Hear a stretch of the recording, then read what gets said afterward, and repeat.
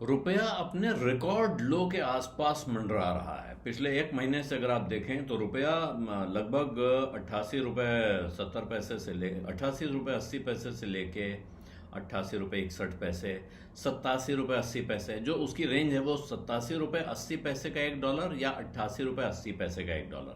इस $1 के बीच में हेर फेर चल रहा है, जबकि जो रिकॉर्ड लो था रुपए का वो है 88 रुपये 97 पैसे। $1 88 रुपये 97 पैसे का हो गया था सितंबर 2025 में। इसी साल 2 महीने पहले उसका सबसे खराब दिन रुपए का वो है। और वहां से अभी कोई कमजोरी कम होती नहीं दिख रही है। ऐसा बहुत गिरावट नहीं हो रही है, लेकिन मजबूती भी नहीं आ रही है। और आप अगर महीने भर का हाल देखें तो कुछ बिल्कुल लोएस्ट 17 पैसे ऊपर दिखता है वहां से, लेकिन कोई ऐसी आप कहें इसमें स्ट्रेंथ है। अब ये जो $1 का हेर फेर हो रहा है डॉलर के दाम में, इससे जो लोग लाखों डॉलर, करोड़ों डॉलर, सैकड़ों या हजारों करोड़ डॉलर के सौदे कर रहे हैं, उनको फर्क पड़ता होगा। लेकिन सामान्य इंसान के लिए तो कोई इसमें फर्क है नहीं। लगभग $90 का डॉलर आपको दिख रहा है, $2 कम। लेकिन वो जब आप एक्सचेंज रेट में जाइए, जहां कहीं आपको खरीदना होगा, तो वहां आपको उस पर चार्ज लगा के वहां पहुंचा दिया जाएगा। पूरे साल में अगर आप देखें, एक साल में रुपया डॉलर के सामने लगभग 5% गिरा है, डिप्रिसिएशन हुआ है उसमें। और उसका कारण एक दुनिया भर में रिस्क से दूर रहने का मूड है, यानी कि इक्विटी मार्केट से दूर रहते हैं। डॉलर में मजबूती दिख रही थी और भारत के शेयर बाजार से पैसा लगातार निकल रहा है, यह आपने देखा ही है। हालांकि भारत में अगर आप देखें तो जीडीपी ग्रोथ के मोर्चे पे अच्छी खबर है, महंगाई के मोर्चे पे अच्छी खबर है, और जो फिस्कल पॉलिसीज हैं, सरकारी खर्च की नीतियां हैं, राजकोषीय नीति जिसको कहते हैं, वो देख लीजिए तो उससे भी सपोर्ट मिलता है। लेकिन विदेशों में ऐसा बहुत कुछ हो रहा है जिससे भारत में तकलीफ पैदा हो रही है और भारत को कष्ट मिल रहा है। और वो हैं खास तौर पे अमेरिका की इंटरेस्ट रेट पॉलिसी, तेल के दाम और व्यापार का विवाद, व्यापार का तनाव, टैरिफ टेंशंस जिनको कहते हैं। मोटे तौर पे इनकी वजह से रुपए में ये उतार चढ़ाव कह लीजिए या कमजोरी कहिए, वो दिखाई दे रही है। रिजर्व बैंक ने कई बार इंटरवीन किया है रुपए को और ज्यादा गिरने से रोकने के लिए। और उसका मतलब क्या हुआ? रिजर्व बैंक अपने भंडार में से डॉलर बेचता है बाजार में, ताकि डॉलर का दाम एक सीमा से ऊपर न उठे और उसको नीचे रखा जा सके। तो उसने अभी तक वो कोशिश की है, और अभी उम्मीद ये है कि आगे भी रिजर्व बैंक के 88 रुपये 80 पैसे के लेवल पे कहीं करीब करीब मेंटेन कर पाएगा। अगर इससे मजबूत होता है रुपया तो फिर उसको इंटरवेंशन की जरूरत नहीं है, लेकिन अगर इससे कमजोर होता दिखता है तो वो उसको यहां सपोर्ट देने में कामयाब रहेगा, ऐसा ज्यादातर विद्वानों का मानना है। और रुपए की गिरावट की सबसे बड़ी वजह डॉलर के सामने यही है कि लगातार विदेशी निवेशकों ने भारत के शेयर बाजार में बिकवाली की। जब वो बिकवाली करते हैं तो वो अपने शेयर बेचते हैं, उसके बाद जो रुपया मिलता है उसको वो विदेश ले जाते हैं, तो उनको डॉलर खरीदना पड़ता है। इसका अर्थ है डॉलर का दाम बढ़ता है, रुपए का दाम गिरता है।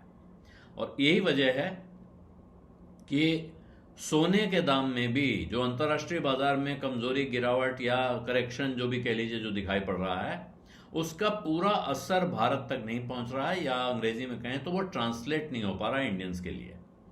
क्यों? क्योंकि रुपए में अगर कमजोरी आती रहेगी तो सोने का दाम यहां अपने आप बढ़ जाएगा, वहां भले कम होता रहे। और उम्मीद ये की जा रही है कि अगर सोने में और कमजोरी हुई तो फिर ये कैपिटल इन्फ्लोज के लिए, यानी पूंजी निवेश के लिए, और सोने के लिए, और सोने के व्यापारियों के लिए या सोना खरीदने की उम्मीद रखने वाले लोगों के लिए और बुरी खबर होगी, क्योंकि उससे सोने का दाम भी भागेगा। और यही और जानकार लोग भी इस पे कह रहे हैं कि रुपए की जो कमजोरी है उसकी एक और वजह इंटरनेशनली डॉलर की मजबूती है, जो कि उसमें भारत में कुछ कुछ छोटी मोटी खबरें आ जाती हैं जिससे कुछ वीकनेस की खबर आती है, उससे और हवा मिलती है इस भावना को। लेकिन क्योंकि भारत अपना लगभग सारा सोना चांदी इंपोर्ट करता है, अधिक से बहुत, थोड़ा बहुत यहाँ होता है, ऐसा नहीं कि बिल्कुल नहीं होता, लेकिन ज्यादातर उसको खरीदना पड़ता है।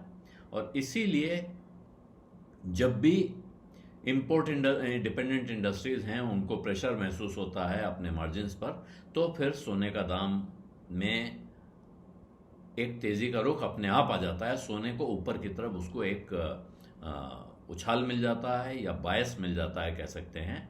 और दूसरी तरफ जो आईटी या फार्मा जैसी इंडस्ट्रीज हैं, जो एक्सपोर्ट फोकस ब्रांड्स हैं, उनको थोड़ा राहत मिल जाती है, उनको थोड़ा सहारा मिल जाता है। अब जब रुपया कमजोर होता है तो एक पुरानी परंपरा, रिवायत कहिए, आदत कहिए, ये रही है कि जब रुपया गिर रहा होता है तो लोग सोना खरीदते हैं एक प्रिकॉशन के तौर पे कि हम फिर सोने में पैसा लगाते हैं, ये हमको सेफ्टी देगा, सेफ हेवन के तौर पे इसको देखते हैं। और करेंसी के उतार चढ़ाव के सामने उसको एक हेज मिल जाती है कि अगर करेंसी में उतार चढ़ाव होगा तो सोना तो इंटरनेशनल प्राइस पे पेग होगा, हमको उससे बहुत नुकसान नहीं होगा। तो आमतौर पे जब रुपया गिरता है तो फिर सोने का दाम भारतीय बाजार में बढ़ता है, क्योंकि ये थोड़ा विचित्र है और साथ में वो एक शेयर मार्केट के लिए भी एक विचित्र स्थिति क्रिएट कर देता है।